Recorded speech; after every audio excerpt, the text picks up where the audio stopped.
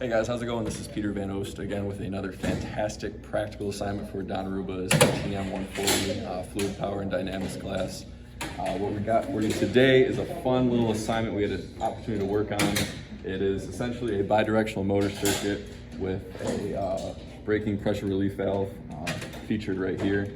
I'll kind of walk you through it step by step, but essentially the main point of this is, as we have a large motor down here turning, obviously it builds up a lot of momentum and force with circular motion. It's not very easy to stop once that momentum is started. So let's say in a factory operation, you need that cycle time to be a lot higher. You need to be quick, you need to be pumping out parts rapidly. You want to be able to stop that momentum. And in order to do that, you have a buildup of pressure right here that will create a braking force almost, allowing that motion to stop almost instantaneously. So real quick, we're going to fire this up and just kind of show you guys what we got working.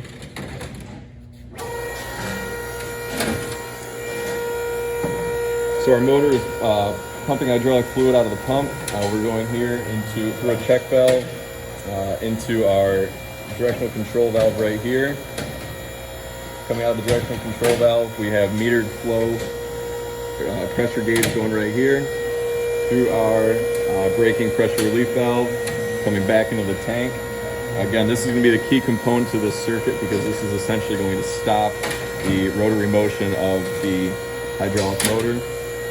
For our opposite direction, we do not have it going through a pressure braking gauge. We just have it going through a standard pressure gauge, through a check valve, coming back around here into the tank. The reason we have this check valve right here is to prevent pump cavitation because we were just actually going over this. Essentially what would happen without this here, the system would try to pull fluid from basically nothing. So if this wasn't here, it'd end up cavitating the pump because if you're pulling in air, it would oxidize, and within minutes you would have a destroyed system, and nobody likes that. So real quick, if Matt's gonna go down here, kind of show you what we got going on with the rotary motion. We're gonna go in one direction here.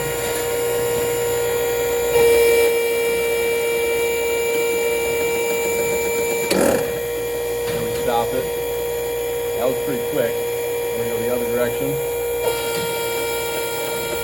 Let it build up that inertia.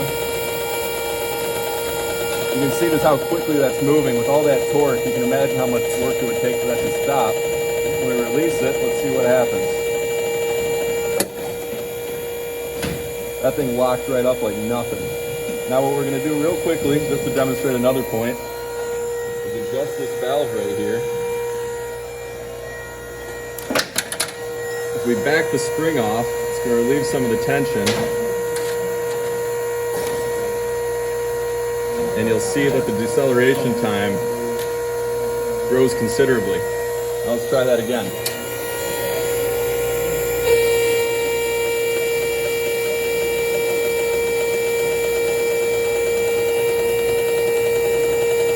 Full momentum. Here comes the stop. Pretty big difference. Another example that you'd want to use more of a slower deceleration would be, let's say for example on a Ferris wheel, you got a bunch of kids, families up there having a good time. You don't want that thing to come to a screeching halt because you're going to have a lot of unhappy people. That's just about everything. Any questions, please direct them to my cameraman, Matt Jackson. Thank you guys for listening, and we'll see you next time.